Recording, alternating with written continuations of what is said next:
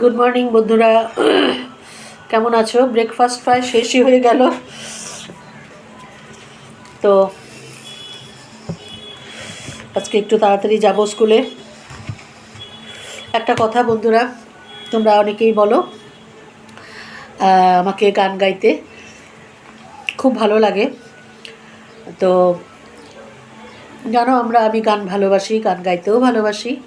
তো আজকে তোমাদের জন্য দুলান একটু গাইছি, খালি গলায় গাইছি। তুমি আমার সকাল বেলার সুর, তুমি আমার সকাল বেলার সুর, হৃদয় অলস উদাস করা অশ্রু ভরা তুর, তুমি আমার সকাল বেলার সুর। এটা তোমাদের জন্য আজকে গাইলাম।